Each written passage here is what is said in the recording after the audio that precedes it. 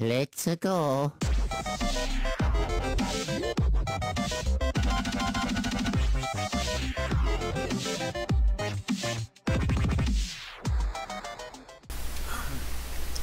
Hey, what's going on, guys? It's me once again, the Ninja Reviewer. Time for me to review this week's episode of Dragon Ball Super, episode 17. Even though it's only, it's only a day late anyway. Now, getting to that point, this episode of Dragon Ball Super is very simple and very straightforward, but it was actually a very entertaining episode at the end of the day, and it made some really awesome progression through the retelling of the Resurrection of F saga from the movie, not saga, from the movie A Resurrection of Frieza. So it's actually really cool, like the way. Now this is what I'm really excited for. I'm really excited to see the training of Goku and Vegeta for the Super Saiyan God Super Saiyan, or in this case, now to shorten it to Super Saiyan Blue. I know it's weird, doesn't make any sense, but at least it's a more simple, shorter name compared to Super Saiyan God Super Saiyan. And I remember in the manga, they had a little running joke here about how the name is like a huge tongue twister, but now they're changing it to just Super Saiyan Blue. But you get the idea. But speaking of the manga material, oh my god. Fucking finally! Champa! Oh my god, did you guys see the preview for the next episode? Oh, finally! It didn't take as long, but Jesus! Champa and, I forget her name, Wiz's sister, is going to be in the next episode. Yes! That means we're getting closer to Universe 6 or 7, whatever. I cannot freaking wait. We're finally getting to that new material, and not only that, but with Resurrection of F, this whole retelling of Resurrection of F is actually really starting to intrigue me now. Because if I was this satisfied with Battle of Gods, I cannot wait to see what they're gonna do with Resurrection of Frieza. And we already can tell that the arc is just about to start up, because at the end we saw one of the dudes, I think it was I forget their names, but they suck. They're father characters anyway. How they're actually going to bring back Frieza. So I'm like, okay, so now we're finally going to start, Resurrection of Frieza. And then the more original arc, which is the Universe 6, Universe 7 arc, whatever it's called. So, yeah. So anyways, getting back to that. That preview got me hyped, though. Because not only that, we're seeing the progression of Vegeta and Goku's training on Wiz's home Beerus' home planet. And I cannot wait to see this, because it actually looks also funny as well. So I definitely can't wait to see that. But getting on to this episode, though, we see that it's not really much of a time skip, but sort of, kind of.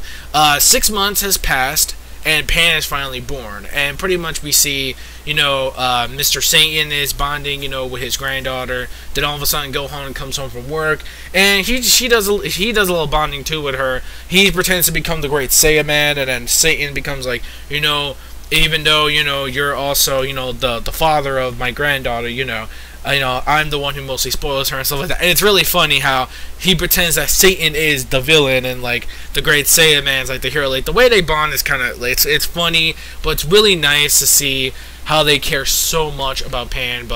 And this is the thing that, oh my god. Chi-Chi needs to stop giving the whip to Goku. I'm sick and tired of that. Honestly, let the fucking boy raise his child the way he wants to, not fucking forcing her to become some kind of great scholar like Gohan. No. We don't want that shit. We want her to be the martial artist. I mean, you could say whatever about GT, whatever, even though GT is not really canon, but still, if she wants to be a martial artist, then let her be a martial artist. Let her decide her own path on what she wants to do when she gets older. And, I like that. Videl is a very smart woman. I like that. That was a really great responsive answer when Chi-Chi locked up Mr. Satan and Gohan because they won't let him in the house because of how much they play around with their daughter and granddaughter too much. Because, well, okay, I will admit, tossing a baby is not a fun idea, but they're just basically, they weren't really tossing her, they were just, like, throwing her, just playing with her and stuff. But, you know, Chi-Chi just thinks it's kind of too rough for the, you know, for the newborn child, so she just gets really pissed, and she just, you know, wants to set an example, like, you know, Goku, and she's already told Goku that, you know, enough is enough of that, you have to work and become a more responsible grandfather, and etc., etc. But, you know, Goku, he don't care. He wants to train. And Gohan made a point. He's like, yeah, you know, I could try my best too to protect the planet. Like, you know, that's fine. But think about it. We need Dad's strength. We need him. Without his extreme power, the Earth will be endangered. Don't you think that's more important than raising a child than making, you know, her, you know, that by restricting Dad of his limits to get stronger? Because think about it. What if, and I'm saying because Frieza's gonna get resurrected, like, let's say, okay, he gets resurrected, you know, he gets that new power-up, Goku and company are gonna be freaking screwed, unless Vegeta gets much better at the training. But it's like, no, Vegeta wants that rivalry to get stronger between Goku and Vegeta. But again, Chi-Chi, chill the fuck out. Like, seriously, like, just let the girl decide what she wants to do for her future. Because Videl is very smart, and she even mentions it. Like, yeah, don't forget, I was once a martial artist myself. When I met Gohan, but I dated him, so it was the exact same thing. So it doesn't matter. Let her do what she wants to do. Let her raise her. And I'm glad that Bulma also had like a say in it as well. That she actually she was actually on Videl's side. How she kind of convinced Chi-Chi that, and she's like, you know what, fine, you know, you're right about that. But then, unfortunately, Goku kind of made up this like little lie about this like surprise party thing that's like going on with like with Gohan, I believe. It's some kind of surprise party for like Gohan or Pan, I forget what the hell it was. Some kind of little lie to make us so that way he can prepare himself to find out when Whis is going to come back to visit Bulma, and then once that happens he was going to find a way to sneak aboard with Whis and then, you know, go train with Vegeta on the planet. However, though, you know, Goku was being impatient. And I love how funny it is because he reminds me of the old days of when little kid Goku from Dragon Ball, how he was like really impatient and he was like just like he was always waiting, and he's really impatient. Like the way he acts, like kind of like a little kid. Well, he still acts like a kid till this day when he's more older, but that's his iconic nature, or as I like to call it. That's just the way he likes to act, pretty much. So anyways, like, it's pretty funny how, like, Goku, like, it's kind of weird. It kind of feels like Goku's, like, stalking Bulma, because it's like, oh, did he come yet? And she's like, no, and she's like doing some other things. Like, one time she's eating, the other time she's, like, doing some important work in the Capsule Corp with her a bunch of computers. Like, she's got, like, a ton of computers and monitors, and she's working on, and I think she screws something up. I think she blows something up because Goku is, like, trying to, he keeps interrupting. He goes, okay, where is he? Where's Whis? And it's like, relax, he's not here yet. And then, like, finally, that one scene that I think most people also remember is where Bulma gets out of the shower and she's about to become naked, and Goku's like, is he there yet? And then, like, she just, like, fucking just whoops his ass because of that. She goes, like, after fucking, because, well, luckily, he didn't really see her completely naked. I mean, she had a little bit of a towel on, so it was fine, but can you imagine if Vegeta, like, actually knew what was going on with that shit? I bet you'd be fucking pissed as hell. But luckily he's like a billion miles away, so you know, now so hey, Goku can get his chance, you know, to get a little more action in his life, so why not? But that again, I mean, hey, at least it's